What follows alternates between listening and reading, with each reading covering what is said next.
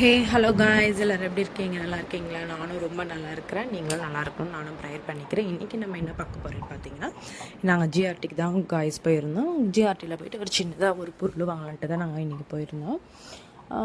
அதுக்கப்புறம் அதை தவிர்த்து மிச்சம் எல்லா பொருளும் நம்ம பார்ப்போம் இல்லையா, அது மாதிரி பார்த்தது தான் இதெல்லாம். நெக்லஸ்லாம் பார்த்துருந்தேன். டைமண்டில் 1,50,000 சொல்லியிருந்தாங்க. அதுக்கும் அபோலாம் இருக்குது. நம்ம சிம்பிளான ஸ்டார்டிங் நெக்லஸ் ரேட்டு பார்த்திங்கன்னா 1,50,000 சொல்லியிருந்தாங்க. ஓகேன்ட்டு நம்ம வந்த வேலை என்னவோ அதை பார்ப்போன்னு சொல்லிவிட்டு எங்கள் ஹஸ்பண்ட் சொல்லிட்டாங்க. சரி, அதே நம்ம வாங்கலையே பார்ப்போன்னு சொல்லிவிட்டு நாங்களும் என்ன பார்க்க வந்தோமோ பார்த்துக்கலாம், நம்ம பட்ஜெட்டுக்கு என்னென்ன வாங்கணும், என்ன தேவையோ அதை வாங்கிக்கலாம் அப்படின்றதுனால இன்றைக்கி வந்துருந்தோம். எப்பவும் சேவிங்ஸ் ரொம்ப மஸ்ட்டுங்க. நம்மளுக்கு கோல்டில் இன்வெஸ்ட்மெண்ட் பண்ணுறது ரொம்ப நல்லது.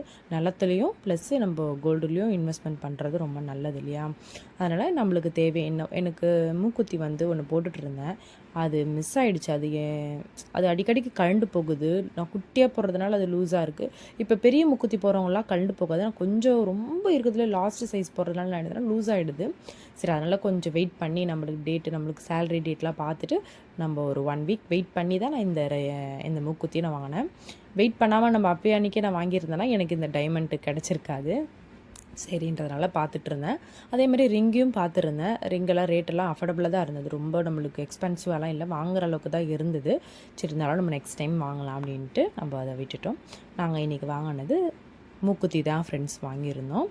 அதுக்கு மெயின் என்னென்னா, நம்ம சேவிங்ஸ் போட்டுக்கணும். கோல்டு சேவிங்ஸ் இருக்குங்க இல்லையா, ஸ்கீம் மாதிரி போட்டுட்டோன்னா மந்த்லி பே பண்ணுற மாதிரி பண்ணோன்னா நம்மளுக்கு ஜிஎஸ்டி மட்டும் பே பண்ணிவிட்டு செய்கூலி சேதாரம்லாம் இருக்காது. இப்போ 16% தான் ஜிஆர்டிலலாம் பார்த்திங்கன்னா ஸ்டார்டிங்கு 16 to 24% வரைக்கும் இருக்குது. ஆன்டிக் கலெக்ஷன்லாம் 24%லேருந்து இருக்குது. அதனால் நம்ம அதெல்லாம் வேஸ்டேஜ்லாம் நம்மளுக்கு கொடுக்கக்கூடாது அப்படின்னு நீங்கள் நினச்சிங்கன்னா வெறும் ஜிஎஸ்டி மட்டும் பே பண்ணுற மாதிரி இருந்தால் நம்ம கட்டாயமாக சீட்டு போட்டு நம்ம கோல்டு வாங்குறது ரொம்ப நல்லது.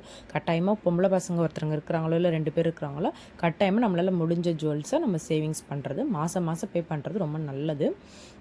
ஓகே ஃப்ரெண்ட்ஸ், அப்புறம் இந்த நம்ம டைமண்டில் என்ன ப்ராப்ளம்னு பார்த்தீங்கன்னா, டைமண்டோட கார்டு மாரி ஒன்று கொடுப்பாங்க. அந்த கார்டு ரொம்ப மஸ்ட்டு. நம்ம எப்படி டைமண்ட்டை பாதுகாப்புறோமோ அதே மாதிரி அந்த கார்டையும் நம்ம பாதுகாப்பு வச்சுட்டா தான் அவங்க நம்ம கொடுக்க போகிறோம், ஏதோ ஒன்று ஆகிடுச்சு, இஷ்யூ ஆகிடுச்சு, நம்ம அதை ரிட்டர்ன் பண்ணுறோம் இல்லை எக்ஸ்சேஞ்ச் பண்ணுற போது இது ரொம்ப இந்த கார்டு இல்லைன்னா வேலையே ஆகாது ஃப்ரெண்ட்ஸ். கார்டு கட்டாயமாக தேவைப்படும். இதுக்கு நம்ம இந்த டைமண்ட் ரிங்கு மூக்குத்தி வாங்குறதுனால நம்மளுக்கு கொடுத்த இந்த பவுல் செட் கொடுத்தாங்க friends. Okay friends, thanks for வாட்சிங்.